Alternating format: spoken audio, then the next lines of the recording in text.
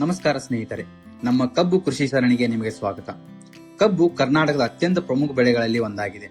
ಇದರಿಂದ ಸಕ್ಕರೆ, ಬೆಲ್ಲ ಮತ್ತು ಪಶು ಆಹಾರ ತಯಾರಿಸಲಾಗುತ್ತದೆ. ಜೊತೆಗೆ ಸಕ್ಕರೆ ಕಾರ್ಖಾನೆಗಳಲ್ಲಿ ಲಕ್ಷಾಂತರ ರೈತರು ಮತ್ತು ಕಾರ್ಮಿಕರಿಗೆ ಉದ್ಯೋಗ ದೊರೆಯುತ್ತದೆ. ಕಬ್ಬು ಉಷ್ಣ ಮತ್ತು ಅತಿಉಷ್ಣ ಹವಾಮಾನದಲ್ಲಿ ಉತ್ತಮವಾಗಿ ಬೆಳೆಯುತ್ತದೆ. ಕಬ್ಬಿನ ಬೆಳವಣಿಗೆಗೆ 21 ರಿಂದ 27 ಡಿಗ್ರಿ ಸೆಲ್ಸಿಯಸ್ ತಾಪಮಾನವು ಸೂಕ್ತವಾಗಿರುತ್ತದೆ. ಈ ತಾಪಮಾನವು ಸಾಮಾನ್ಯವಾಗಿ ಅಕ್ಟೋಬರ್ನಿಂದ ಫೆಬ್ರವರಿ ತಿಂಗಳವರೆಗೆ ಕಂಡುಬರುತ್ತದೆ. ಅತಿಯಾದ ಚಳಿ ಅಥವಾ ಹೆಚ್ಚು ಬಿಸಿಲಿನಿಂದ ಬೆಳವಣಿಗೆ ಮತ್ತು ಸಕ್ಕರೆ ಪ್ರಮಾಣ ಕಡಿಮೆ ಆಗುತ್ತದೆ. ಉದಾಹರಣೆಗೆ ಡಿಸೆಂಬರ್ನಿಂದ ಮೇ ತಿಂಗಳವರೆಗೆ.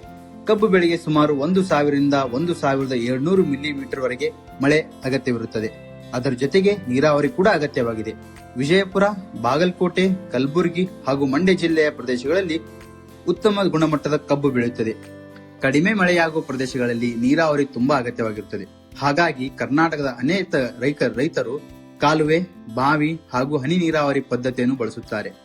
ಕಬ್ಬಿನ ಬೆಳೆಯಲ್ಲಿ ಮಣ್ಣಿನ ಪಾತ್ರ ಬಲು ಮುಖ್ಯವಾಗಿದೆ. ಆಳವಾದ, ಫಲವತ್ತಾದ ಹಾಗೂ ಉತ್ತಮ ನೀರು ಹರಿದು ಹೋಗುವ ಗುಣ ಹೊಂದಿರುವ ಮಣ್ಣು ಕಬ್ಬಿಗೆ ಸೂಕ್ತವಾಗಿದೆ. ಕಪ್ಪು ಮತ್ತು ಎರೆಹುಳ ಮಿಶ್ರಿತ ಮಣ್ಣು ಕಬ್ಬಿಗೆ ಅನುಕೂಲಕರವಾಗಿದೆ. ಕಬ್ಬು ಬೆಳೆಯುವುದಕ್ಕಿಂತ ಮೊದಲು ರೈತರು ಮಣ್ಣಿನ ಪರೀಕ್ಷೆ ಮಾಡಿಸಿ ಭೂಮಿಯಲ್ಲಿರುವ ಪೋಷಕಾಂಶಗಳ ಬಗ್ಗೆ ಮಾಹಿತಿ ತಿಳಿದುಕೊಳ್ಳಬೇಕು. ಕಬ್ಬು ಒಂದು ದೀರ್ಘಾವಧಿಯ ಬೆಳೆ.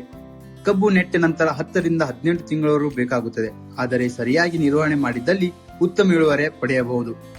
ಮುಂದಿನ ವಿಡಿಯೋದಲ್ಲಿ ನಾವು ಹಂತ ಹಂತವಾಗಿ ಭೂಮಿ ಸಿದ್ಧತೆ, ತಳಿಯ ಆಯ್ಕೆ, ನೀರಾವರಿ, ರಸಗೊಬ್ಬರ ನಿರ್ವಹಣೆ, ಕಳೆ ನಿಯಂತ್ರಣ, ರೋಗ ಮತ್ತು ಕೀಟಗಳಿಂದ ರಕ್ಷಣೆ ಹಾಗೂ ಕೊನೆಯಲ್ಲಿ ಕೊಯ್ಲು ಮಾಹಿತಿಯನ್ನು ತಿಳಿಸಿಕೊಡುತ್ತೇವೆ.